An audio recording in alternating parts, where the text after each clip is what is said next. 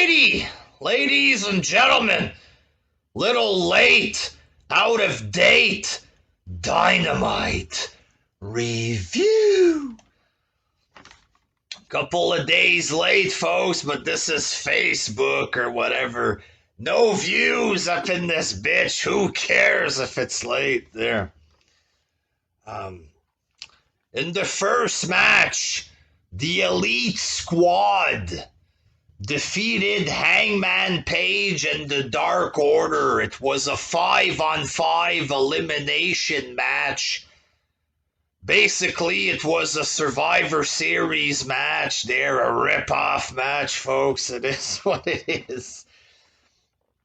And then the Elite did their entrance, folks. They were dressed up like basketball players there. This was done to promote the Space Jam movie.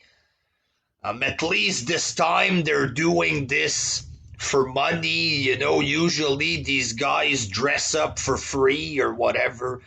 At least they're getting paid for doing this shit. They come out and they're dunking a basketball. There was a basketball net and stuff. You know, Don Callis comes out with shorts and like some long socks or whatever there. He gets on commentary. There's jokes about his legs or whatever. You haven't seen a set of legs like this since the 80s, Shivani.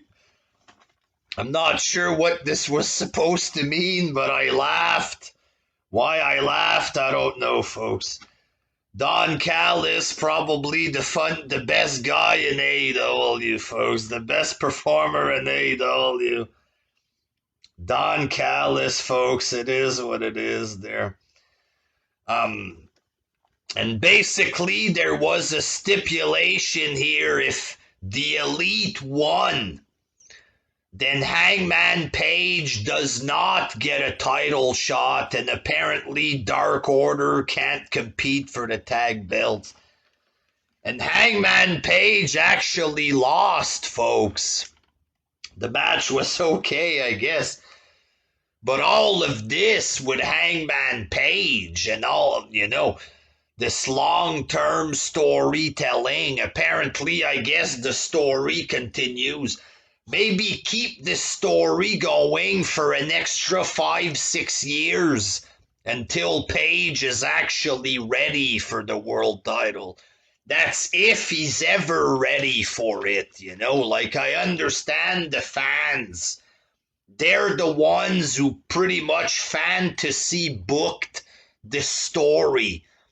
And Tony Khan just went with it, pretty much. The fans just treated it like they're the bookers, like they always do there. You know, oh, it's gonna be Page. I know it. It's gonna be Page, you know, but the problem is, as much as y'all want it, Page isn't ready for this role. You know what I mean? He needs to add a bit more muscle mass. He needs more experience. He needs to cut better promos. You know what I mean? Like, he can do a flipping clothesline. He's friends with Omega. He's friends with the Young Bucks. And in the eyes of indie fans, that's good enough to be a champ. But it ain't. And he just isn't ready. Now, some of these fans are pissed off because of this. If they put the belt on Punk or Danielson, I'm done. Because it has to be Hangman. You think this would be a smart business decision to not put the belt on a guy like CM Punk if he was to sign? You think the best business move would be to keep the belt off of Punk and give it to a guy who isn't ready? You think that makes sense there? Here's CM Punk, a guy that can draw, a guy that's a proven commodity. Let's not give it to him. Let's give it to Kenny's friend. He's not ready, but hey, we fantasy book this stuff. We've been jacking off to him. He's friends with Johnny Hungy. So we want him to be champ. It makes no sense. If CM Punk were to show up, obviously he should win the belt. It's who can make the most money as the champ. That's what wrestling is. That's what it's always been. That's what it should be. If you put the belt on the guy who's not ready, basically you're saying there that anybody can win. You know what I mean? Perhaps Paige down the road might be ready, So this is probably the best way for them to get out of it. What should have been done is to not put Paige in this position right now at all. That would have been the best thing to do, right? But they had to go along with the fantasy booking of big retards on Twitter. Like, get a fucking grip there, but perhaps Paige still fights for the belt, but honestly, he just ain't ready yet. You know what I mean? Then you had Ricky Starks cutting a goofy promo. Brian Cage comes out. There was a band playing music.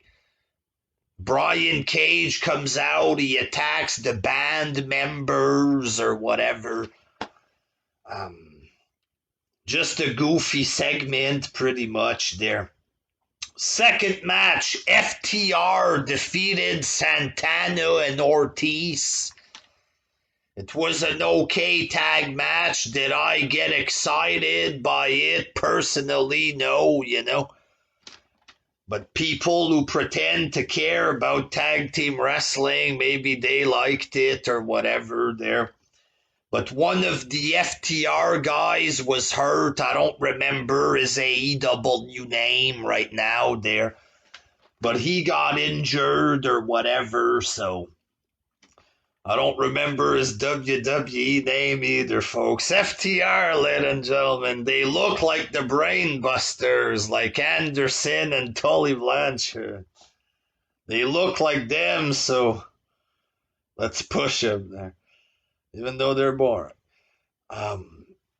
Third match, Lance Archer defeated Hikuleo.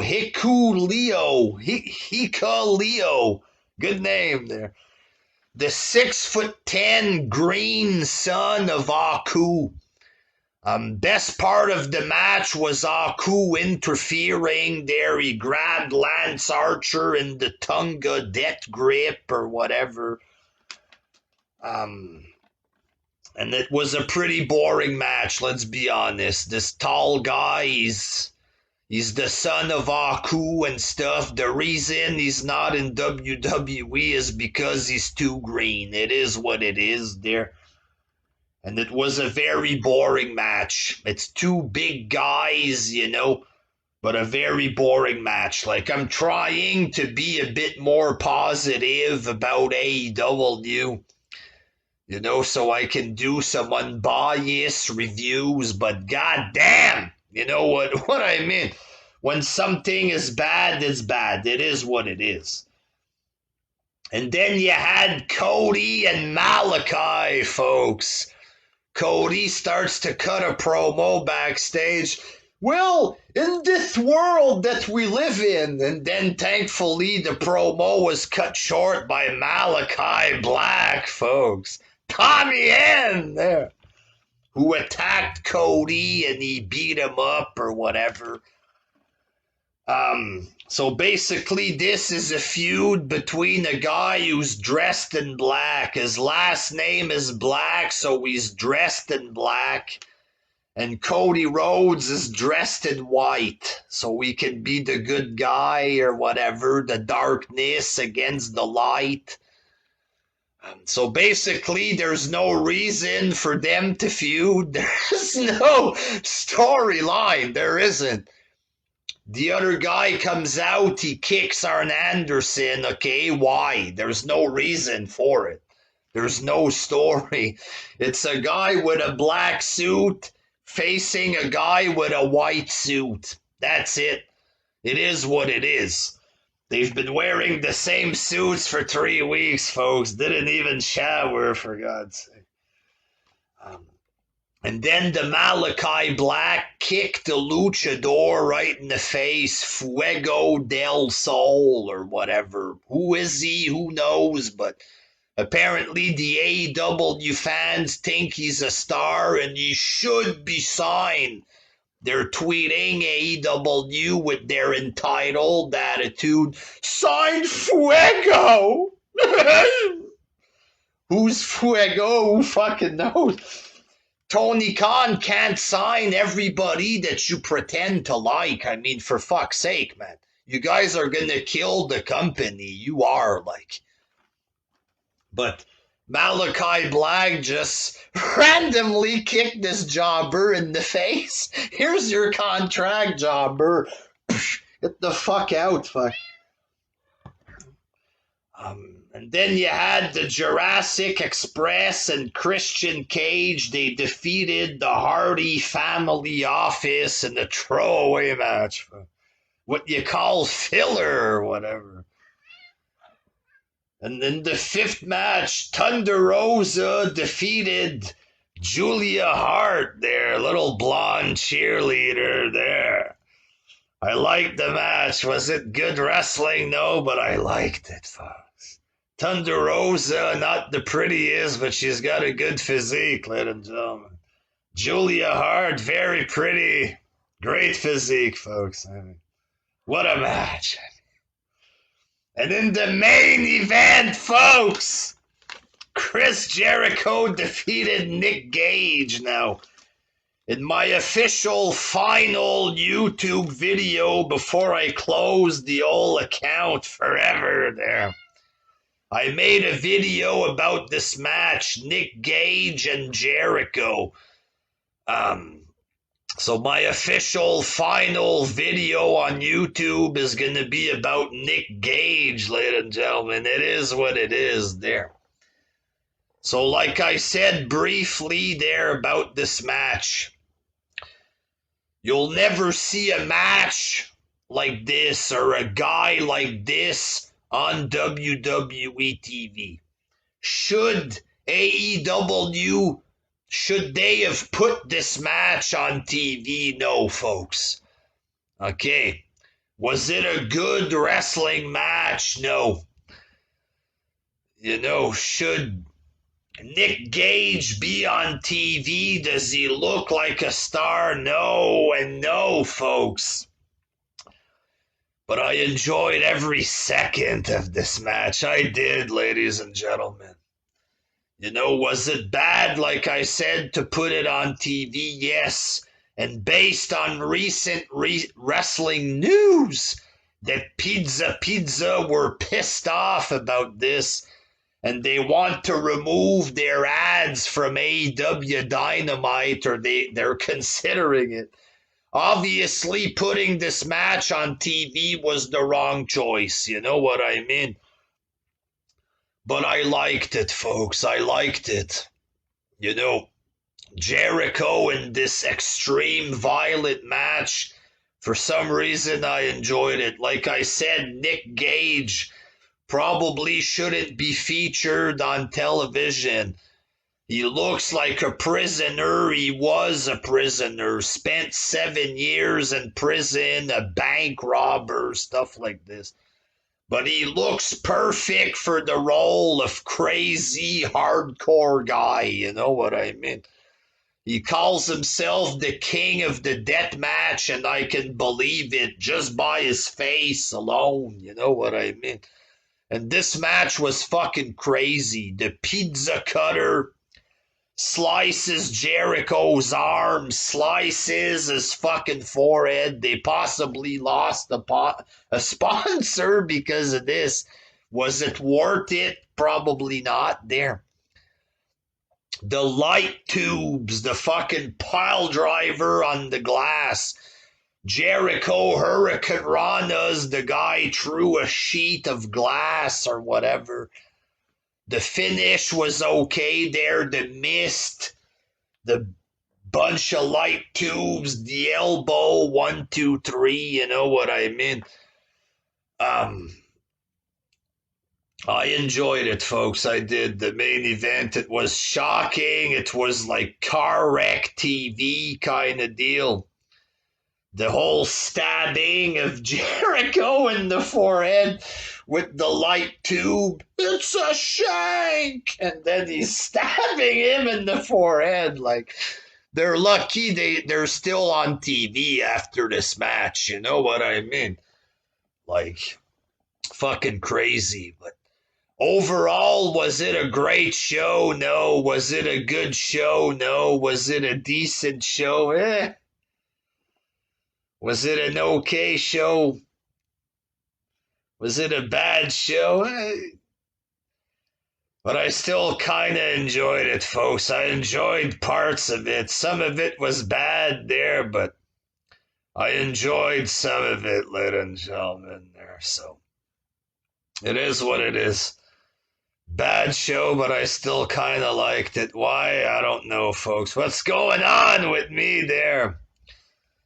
But will we ever see this Nick Gage on AEW again? Probably not. There, maybe bring him for the pay-per-views. There, Kenny Omega, he likes to pretend there to be tough with his lights out match or whatever.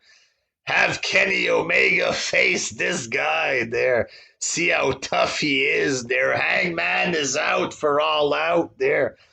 The fans pretend they don't want Punk facing Omega. Go get Nick Gage, baby, against Omega there at All Out there in the pizza cutter and glass match. Show Omega, show him what hardcore is all about there. But yeah, I kind of liked the show, even though it wasn't really a good show. Until next time, peace!